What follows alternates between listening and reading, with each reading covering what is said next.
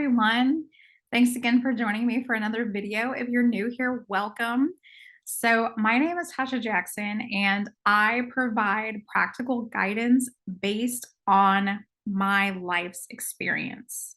So one of the things that I always say is experience is the best teacher, which is incredibly true. So I provide stories of my life, and hopefully they can inspire and educate you to take the action that you need to take in your life. So essentially the inspired action that you um, that you are looking to take, hopefully that hopefully that's you. So welcome. I am going to speak today about how I came out of religious orthodoxy.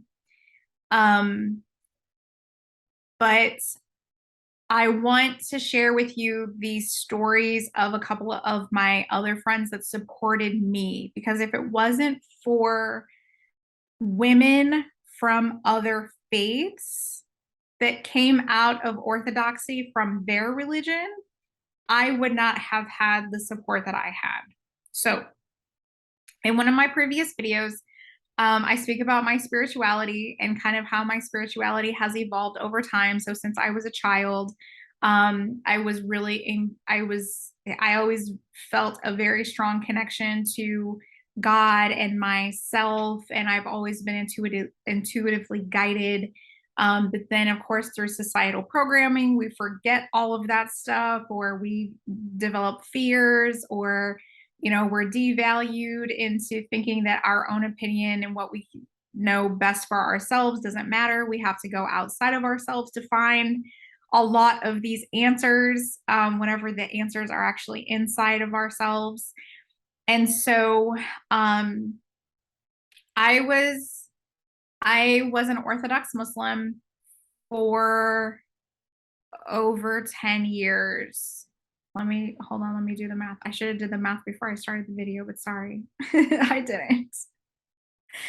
So let's say from 2002-ish, 2003-ish, until 2016, 17. There, now I'm going to put the math on you because I've been an English teacher, not a math teacher. So for that really long period of time, I mean, I'm talking about super ultra Orthodox, and I only got more Orthodox. So I know that many of these labels will not matter to you, or that you won't understand most of them, but I'm just going to speak from my experience. So I was a Sunni Muslim, but I had a lot of Shia friends, and I had a lot of Shia influence in my life. And so like we were all like hanging out, having a good time or whatever, commingling and all this, like no one cared, right? No one cared.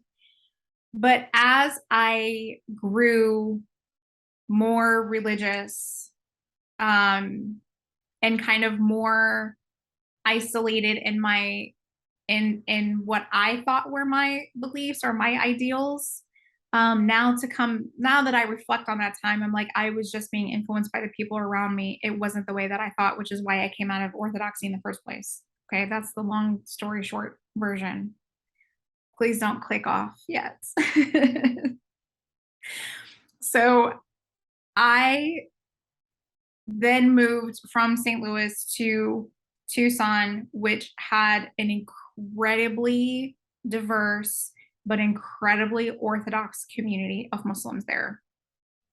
And so while the community that I was living in St. Louis was a lot less, I mean, I could have very easily, I did interact with people, with very strictly Orthodox people in St. Louis, but it just wasn't my circle that I was in. It wasn't my friends, right? They were not the friends that I had.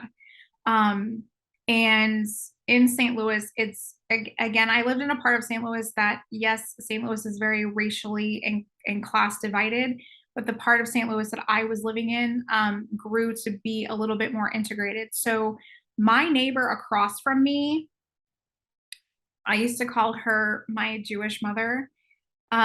So Rita and Yakov were from Ukraine, and they were very Orthodox, of course. And so, I mean, so Orthodox that actually benefited me very much, that I would receive certain like food items. Like they had Yakov, he was much older. He was a Holocaust survivor.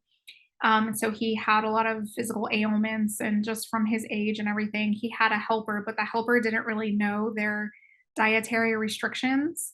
And so many times the food would not be kosher. So then they would bring them over to me. And, especially whenever, you know, Israel was bombing Lebanon or was bombing the Gaza Strip or whoever they were bombing or war with today, Rita would always come over and she would say things to me like, I wish that I wish that those people could get along like we do, because we were very, very close. I mean, again, she was like my mother, and she took care of me for the 3 years. And we would, I worked across the street from an international grocery store that only sold certain kosher items that they would use. And a lot of times she would call me and say, "Can you bring home like kefir, from the store or whatever?" I would run errands for them, or, take them places because they were elderly, things like that. So, we were very close. And so I learned a lot about being Jewish, and I learned a lot about Jewish Orthodoxy just from having my neighbor that was also Jewish. And so, or not also, but I mean, was Jewish. And I learned a lot from them. But whenever I moved to my community in Tucson, I still tried to retain a lot of my individual identity. And my individual identity was, for the mosque, I was the interfaith like coordinator. So a lot of times in Tucson, it's really culturally and religiously diverse. And everyone, it's kind of like hippies, just everyone gets along and everybody's hanging out or whatever. With the exception of certain groups of people, which is the group that I kind of got mixed up with. And so um, I would plan the Muslim Jewish Peace Walk. I would be a part of that every year. If visitors were coming to the mosque, I would be the one that would explain to them kind of what we do, how we pray, all of those kinds of things. There would be school groups sometimes that would come through and want to learn about our religion. And so, the imam would take the group to the men's side, and I would take the group to the women's side and just have a discussion about the difference between like sex segregation and things like that, and the reasons why we would do the things that we would do. And so it just kind of, as much as I tried to hold on and maintain that, it was very difficult because I found myself losing my individual identity. So somewhere along the way, I started developing these ideas that I had never had before. Um, I had a lot of gay friends, and all of a sudden I like didn't want to interact with my gay friends anymore. It wasn't appropriate. My the people that I was really close with in other religions, again, Judaism, and I had some friends that were Orthodox Christians. They like I would start to isolate myself from them. I started to really adopt a lot of the same types of ideas that I was exposed to, that I hadn't previously held before and that were not a part of me. And so whenever I think the very first time that I was just like, I made that realization, it was kind of like you look in the mirror and you're like, who am I? Who is this? Right? And I I stopped wearing makeup. I stopped like getting my eyebrows done, just certain self-care routines. I just stopped doing because it wasn't in a line with being a Salafi or a Wahhabist, which is what I started to where I kind of found myself kind of gravitating towards, because I had a lot of friends from Saudi Arabia that were going to the university that so I would tutor them in English and then they would teach me Arabic in return. And then just the community that lived there, and then what the expectations were of that community. And so I found myself starting to embrace ideas that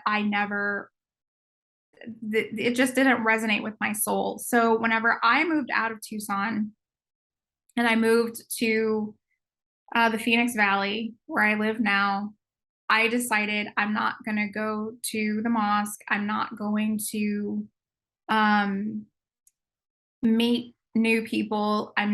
My kids, I was like, I don't want them to interact with other Muslims. I need to find out, is this me or who I am now? Because I had lost myself for the 7 years I lived there. I lost myself through the abusive marriage that I was in. I lost myself through the religious community, where before it was a source of peace for me, had no longer become that way. It was a lot of conflict and strife and drama and a lot of stuff. And then also I found myself isolating myself from people that I really cared about, that I had been friends with for a long time, that had a huge influence on my life. And so, um, that just wasn't me.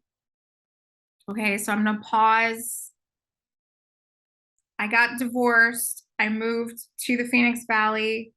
I started on a journey of self-discovery. Okay, I'm gonna pause my story and now I'm gonna tell you the story of these other women that helped me. I had enrolled my daughter into a Montessori school that was run by a Jewish woman. And so, of course, there were a lot of other Jewish kids there, but there were also a lot of other Muslim kids there. And I didn't know that at the time.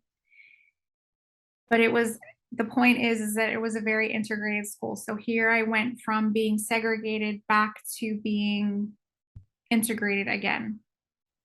So what happened was, there was a little girl that my daughter would play with all the time. They're still friends to this day, actually. And her mother had put a note on my daughter's lunch bag or something, like, we'd like a play date, do you want to get together? And like, because I was in a place where I didn't really want to have contact with the outside world, because I was trying to find myself, I Facebook stalked her to see like what kind of person she was. And what I found was, on Facebook, she was like previously come from Orthodox Judaism, which again, whenever I had left St. Louis, that's what I left. So I was like, in a way, it was like I kind of am picking up where I left off. So I was like, hot damn, yes, let's meet. Let's have a play date. She's still my best friend today. I love you. So whenever we got together, she had explained to me how she converted to Judaism. She explained to me how she lived in Israel. She explained to me how she learned Hebrew. She explained to me how she had lived a very Orthodox life. They were the type of Orthodox Jews that they had 2 sets of dishes during Passover.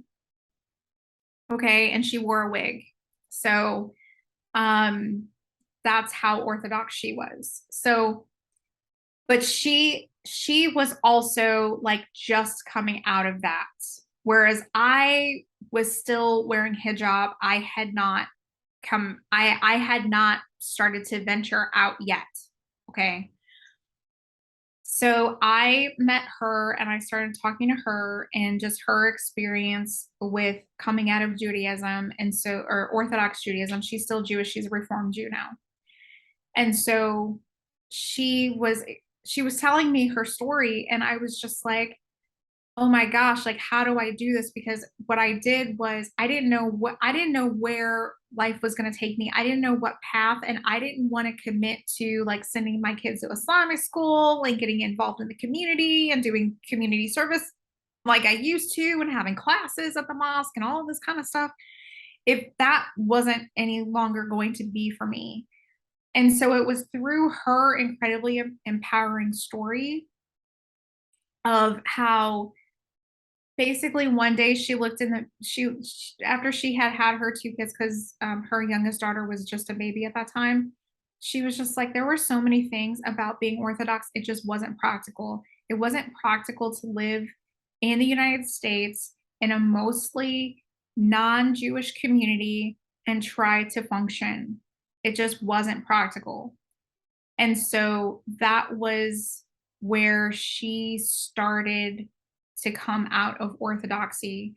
Now, if you're a person listening to this and you're thinking about coming out of Orthodoxy, you already know the repercussions of that. It's not just coming out of Orthodoxy and just being like, like Christians and Jews, they cover their heads just like Muslims do. Okay. A lot of other religions do as well. And so, it's not just about taking off your headscarf or taking off your wig. You know that. You know that it means, in a lot of cases, completely abandoning your entire community. That's a major life change.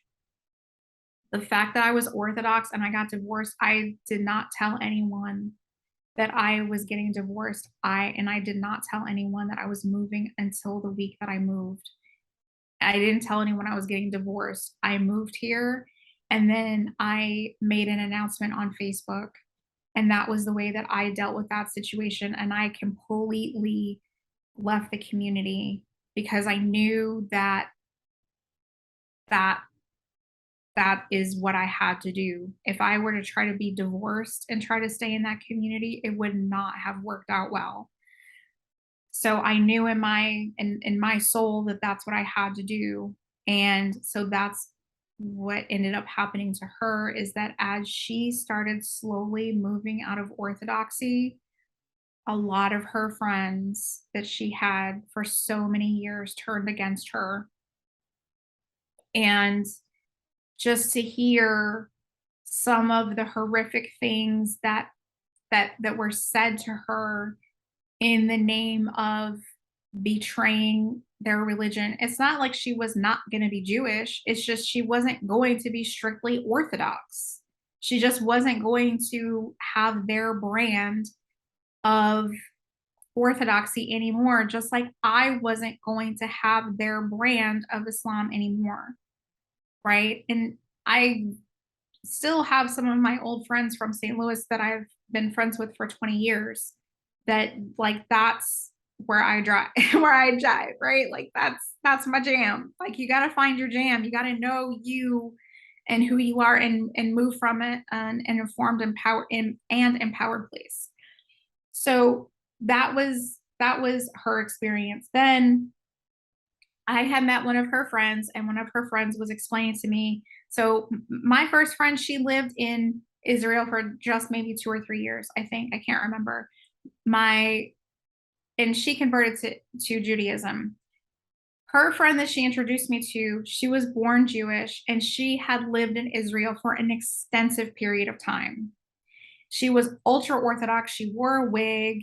She didn't commingle with men. She didn't, again, 2 separate plates at Passover, separate dishes for Passover, really following the religion very closely. She even would have issues, in all Orthodox religions. The women have lots and lots of children, and it's really, it's looked highly upon to have lots of children.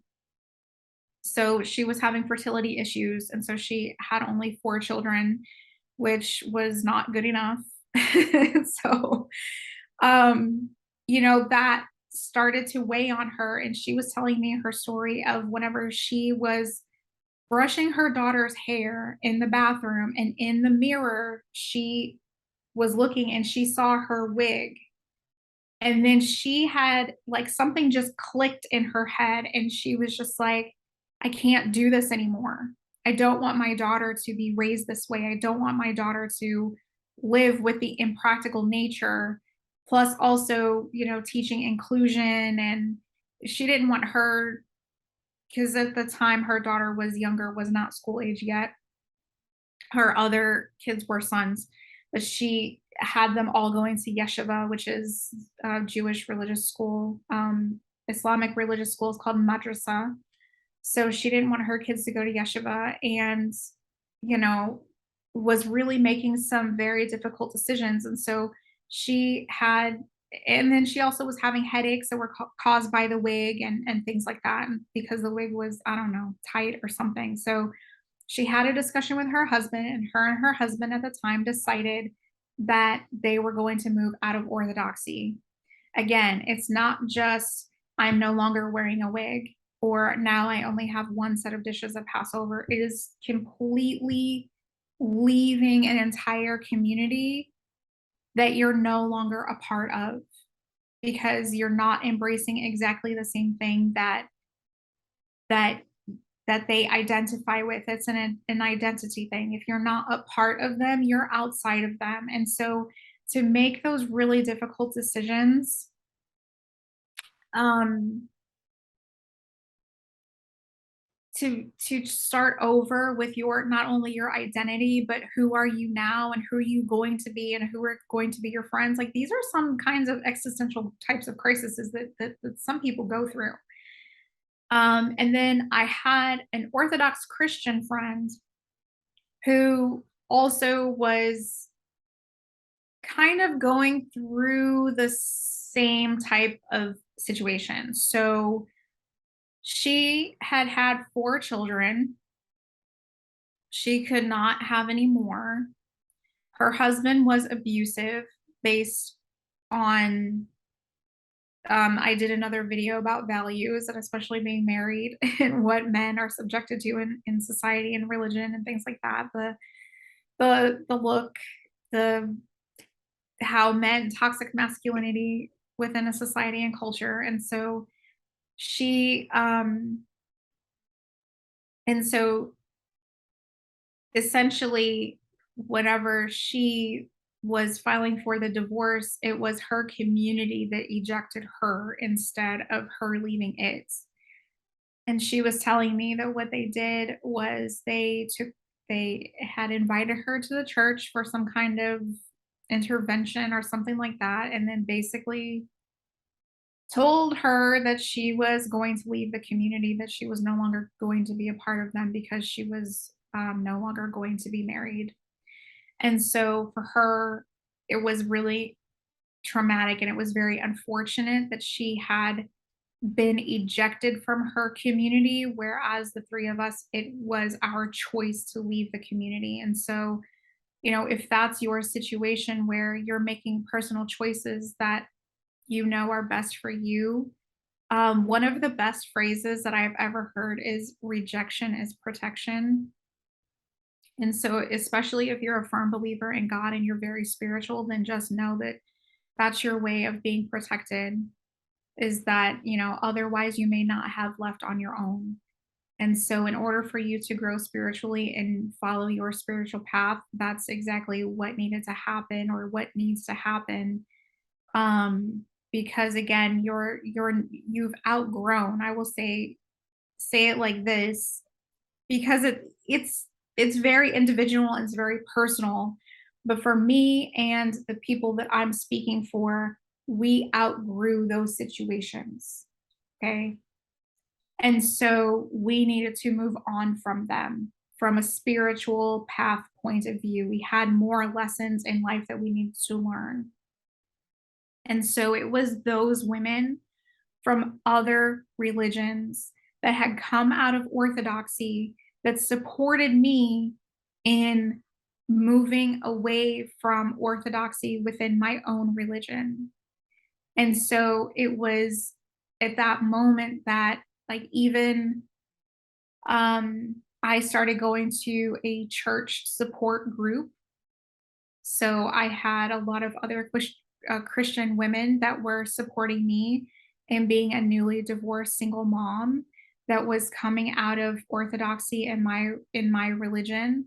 That they offered solace and they offered support. And so, again, if this is your story, the answers that you are looking for may be outside of your own religion. And I did not convert to Christianity. I did not convert to Judaism. I have moved further away from Islam than I started 7 years ago, right? I have re embraced a more spiritual, more natural, metaphysical perspective of how God works in my life personally. And that's what works for me. And so I still do continue to have support from those women. So where are they at now? Is a really phenomenal, like, kind of Golden Girls kind of moment of like, where are they now? So my friend that was Orthodox Christian, she transformed into being a relationship and life coach. So now she has her own business, being a life coach, where she coaches other women through really complicated situations, especially having to do with relationships and marriage, and especially if they are dating and trying to find new love, how to essentially not make the same mistakes again, and kind of giving into toxic masculinity, and how to find a balanced relationship or a balanced partner. So, I mean, like, that's just wow, right? Um, the friend, the Orthodox Jewish friend that she was combing her daughter's hair and she was looking at her wig and basically was like, "We're done with this." She ended up divorcing her husband, um, professing that she was gay the whole time, that she was, most of her depression and being unhappy was because she was gay and she couldn't be who she wanted to be. She got a degree being a nurse because before that she was a writer, but I don't think that she was college educated. I can't remember or not. I think she was, just, a house. I don't want to say just a housewife, like it's not an important role, but like that's just what she was doing. But she went to nursing school, and then, like, now she has her own business where she writes books. She's an author. She ended up doing becoming a Zumba, like, fitness instructor, yoga instructor, like all of these really amazing things, and then my other friend that I have, she's totally rocking it, being a stay-at-home mom and really advocating for her kids, because her kids are one of her daughters is embracing being gender fluid, which is something that would not have been embraced in Orthodox Judaism.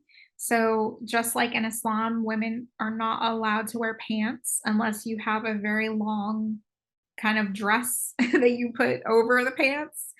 So, her daughter would have always had to wear dresses and wouldn't have been able to embrace who she is on the inside, right? And so she at this time is still calling herself a she, but I can envision that maybe in the future the pronoun will change to they, them, their, right? And so, but again, it would have been a situation where she would not have been able to fulfill her soul's purpose because she would have been bound by beliefs that that needed to change, again, that were not practical for them and their choices for themselves and what they needed. And so that leaves me, where am I? So after 7 years of soul searching, I have brought all of this practical guidance to you all. I've built a business based on providing practical guidance. I have books that I have been writing that are essentially self help. How to become empowered with your own business, how to have personal transformation. I'm going to do another one about healing traumatic relationships. Um, you know, book ideas come as book ideas come, or I start writing books as the information comes to me. And so, I started all of my YouTube channel, everything in order to bring that practical guidance to people because I know I'm not the only one. I know that I'm not the only one that has life experiences that can be educational and inspiring. And so I hope that from this series and from this channel, you become empowered to go out on your own and find your own way, find yourself, find what it is that you value, find what it is that you want to do, not based on anyone else's terms, but on your own terms, living life on your own terms based on your own experience and making sure that you do all your healing work in the process. It's really important to do your healing work. So that's it for this video. Thank you so very much for joining me. Again, I hope this was educational. I hope it was inspiring, and I hope that it can help at least one other person. Thanks so much, and I'll see you in the next video.